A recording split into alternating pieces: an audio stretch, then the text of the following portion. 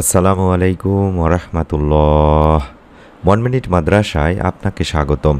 আজ আমি আলোচনা করব, আল্লাহ রব্বুল আলামিন নিজেই বলেছেন যে আল্লাহ তাআলা নিজে রিজিক দান করবেন, গুনাহ মাফ করবেন এবং জান্নাত দান করবেন।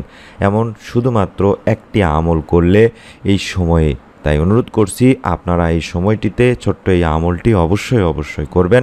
যেই সময় আল্লাহ রব্বুল আলামিন নিজেই বলেছেন যে এই সময় দোয়া করলে আল্লাহ তাআলা তাকে রিজিক দান করবেন, গুনাহ মাফ করবেন এবং জান্নাতুল ফিরদাউস দান করবেন। তাই অনুরোধ করছি আজকের আমলটি জানার পর থেকে আপনারা অবশ্যই নিয়মিতভাবে আমলটি করবেন। তার জন্য ভিডিওটি মনোযোগ দিয়ে না টেনে সম্পূর্ণ দেখুন। আমরা জানি রহমতের প্রহর বা সময় বলতে রাতের শেষ তৃতীয়াংশকে বোঝায়। ওলিয়া আউলিয়ারা এই সময়কে ইবাদত বন্দেগীর উত্তম সময় হিসেবে বেছে নিতেন। এই সময় নবী করিম সাল্লাল্লাহু আলাইহি ওয়াসাল্লাম ও সাহাবারা নফল নামাজ, কোরআন তেলাওয়াত, জিকির, আজগার ও মোরাকাবা করতেন। এছাড়া হযরত রাসূলুল্লাহ সাল্লাল্লাহু আলাইহি ওয়াসাল্লাম প্রায় সারা রাতই আল্লাহর দরবারে নামাজ, কান্নাকাটি, নফল ইবাদতে মশগুল থাকতেন। তিনি শেষ রাতে বিভিন্ন নফল ইবাদত শেষে কিছুক্ষণ ঘুমাতেন, তারপর উঠে ফজরের নামাজ আদায় করতেন। সাহাবাদের অনেকে নবীজিকে স্মরণ করে সারা রাত ইবাদত করতেন, যদিও নবীজি সাল্লাল্লাহু আলাইহি সাল্লাম চাইতেন না তারা এতটা কষ্ট করুক। বাংলাদেশের সময়ে রহমতের সময় হলো রাত ৩টা থেকে ফজরের আগ পর্যন্ত। এই সময় প্রকৃতি থাকে নীরব, পরিবার পরিজনও থাকেন ঘুমিয়ে, জাগতিক কোনো কাজকর্মেরও তাড়া থাকে না। ফলে এই সময় আল্লাহর ধ্যান করা বা মোরাকাবা করা কিংবা নফল নামাজ আদায়, জিকির, আজগার, দরুদ পাঠ, তাসবিহ, তাহলিলের অতি উত্তম একটি সময়। গভীর রাতের এই ইবাদতগুলো এত মন দিয়ে করা যায় যে এতে সাধকেরা সাধনার সোপান অতিক্রমের উৎকৃষ্ট সুযোগ পান। এই রাতের শেষ তৃতীয়াংশের ইবাদতের কথা কোরআন হাদিসের বিভিন্ন স্থানে নির্দেশিত হয়েছে। বলা হয়েছে এই সময় আল্লাহ তাআলা বান্দার ডাকে অধিক সাড়া দেন। তিনি বান্দাকে অনুপ্রাণিত করতে থাকেন, তাকে ডাকতে বলেন, তার ইবাদত করে তার নৈকট্য লাভের আহ্বান করেন।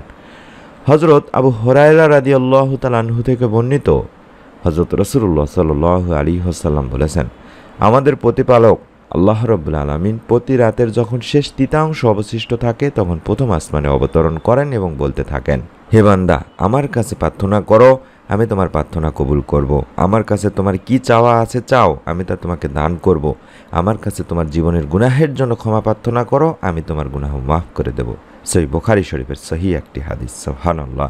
অর্থাৎ আল্লাহ রাব্বুল আলামিন নিজেই বলছেন, যদি এই সময়টিতে আল্লাহ তাআলার কাছে কিছু চাওয়া হয়, আল্লাহ তাআলা তাকে তা দান করবেন এবং আপনার গুনাহের জন্য যদি ক্ষমা প্রার্থনা করেন, আল্লাহ তাআলা আপনার গুনাহ মাফ করে দেবেন, আপনার প্রার্থনা কবুল করবেন। সুবহানাল্লাহ। আর এই সময়টি আমরা বেছে নেব আমাদের মনের নেক আশা পূরণের জন্য, গুনাহ মাফের জন্য, রিজিকে বরকত লাভের জন্য এবং জান্নাত লাভের জন্য। এইভাবে আল্লাহ তাআলা ফজরের আগ পর্যন্ত তার বান্দাদেরকে ডাকতে থাকেন। আর যে বান্দা তার মাবুদ মাওলাকে সেই সময় ডাকার মতো ডাকতে পারেন, আল্লাহর নিকট কাকুতি মিনতি করতে পারেন, রহমতের আমলের বদলতে তার ভাগ্যের দরজা আল্লাহ রাব্বুল আলামিন খুলে দেন। এই রহমতের সময় যা কিছু আমল করা হয় দিনী ভাই বোনেরা, তার সবগুলোই মূলত নফল একটি ইবাদত। ফরজ ইবাদত পালন করা আমাদের আবশ্যক কর্তব্য, তাই নফল ইবাদতকে আমরা অতিরিক্ত কাজের সঙ্গে তুলনা করতে পারি, সেজন্য এর ফজিলত বেশি। তাই সুযোগ পেলে আপনারা অবশ্যই বেশি বেশি নফল ইবাদত করার চেষ্টা করবেন। অনেকেই আছেন ফরজ পড়েই তড়িঘড়ি করে নামাজ শেষ করে ফেলেন, নফল পড়ার দিকে গুরুত্বই দেন না। অথচ হাদিসে কুদসিতে আল্লাহ তাআলা বলেন, যখন আমার বান্দা নফল ইবাদত দ্বারা আমার নৈকট্য লাভ করে, তখন আমি তাকে বন্ধু হিসেবে গ্রহণ করি।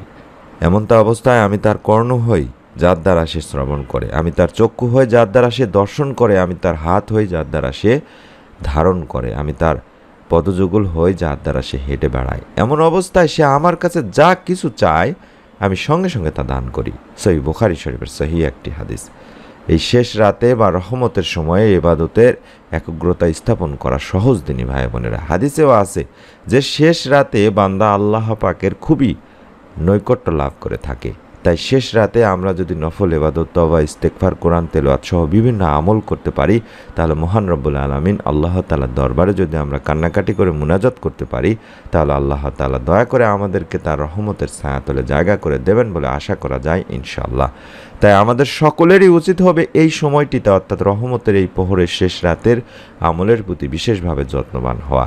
বিশেষ করে যারা আজকের এই ভিডিওটি দেখছেন তারা এই সময়ে অর্থাৎ বাংলাদেশের সময়ে রাত 3টা থেকে ফজরের আগ পর্যন্ত এই সময়টিতে কষ্ট করে ঘুম থেকে উঠে সুন্দর করে উজু করে 2 রাকাত করে 4 রাকাত সালাত আদায় করার পরে আল্লাহ রাব্বুল আলামিনের কাছে রিজিকে বরকত চাইবেন।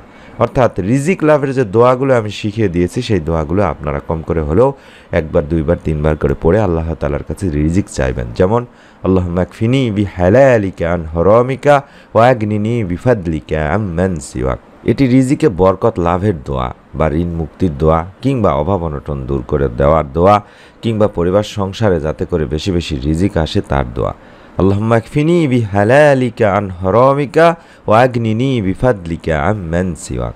এই দোয়াটিতে আমরা যেটি বলছি, হে আল্লাহ আমাকে এতটুকু পরিমাণে হালাল রিজিক দান করো যা আমার জন্য যথেষ্ট হবে এবং হারাম কোনো অর্থের প্রয়োজন হবে না, আর তুমি ব্যতীত আর সবার থেকে আমাকে অমুখাপেক্ষী করে দাও।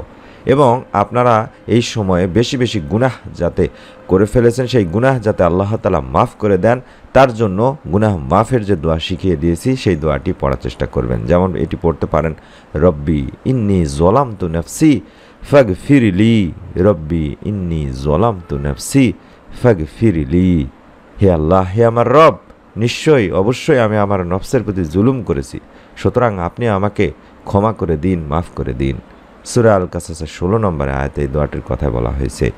এবং জাহান্নাম থেকে বাঁচার জন্য এবং জান্নাত লাভের জন্য আপনারা এই ছোট্ট দোয়াটিও কম করে হলেও 2-3বার পড়তে পারেন, যে দোয়াটি আমি স্ক্রিনের মধ্যে দেখাচ্ছি। আল্লাহুম্মা ইন্নী আসআলুকাল জান্নাতা ওয়া আউযু বিকা মিনান নার, আল্লাহুম্মা ইন্নী আসআলুকাল জান্নাতা ওয়া আউযু বিকা মিনান নার, আল্লাহুম্মা ইন্নী আসআলুকাল জান্নাতা ওয়া আউযু বিকা মিনান নার।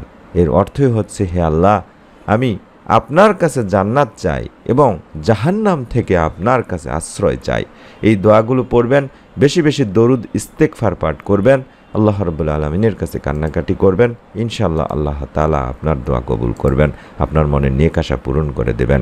আপনারা যারা আমলটি করবেন, আপনারা যারা জানলেন তারা অবশ্যই অবশ্যই নিজে আমল করবেন, আপনার পরিবার আত্মীয় স্বজন যারা আছে তাদেরকে এই আমলটি এই সময় করার চেষ্টা করবেন। আর একটি সহজ কথা বলে দেয়, আপনারা যদি এই সময় ঘুম থেকে উঠতে নাও পারেন, এশার নামাজ আদায় করার পরেও রাতে ঘুমাতে যাওয়ার আগেও আপনারা আমলটি করতে পারবেন ইনশাআল্লাহ। যারা আমলটি করবেন কিংবা মনে মনে ভাবছেন তারা অবশ্যই একটি করে কমেন্ট করে সাক্ষী রেখে যান, নিয়ত করে ফেলুন ভিডিওটিতে লাইক দিয়ে কমেন্ট করার মাধ্যমে। আমাদের ভিডিওগুলো ফেসবুকে দেখতে চাইলে দিনী আমল লিখে সার্চ করলে পেজটি পেয়ে যাবেন। দ্বিতীয় চ্যানেলের যে নামগুলো দেখাচ্ছে এই নামগুলো লিখে ইউটিউবে সার্চ করলে আমাদের এই চ্যানেলগুলো পেয়ে যাবেন এবং ভিডিওগুলো দেখলে ইনশাআল্লাহ অনেক উপকৃত হবেন।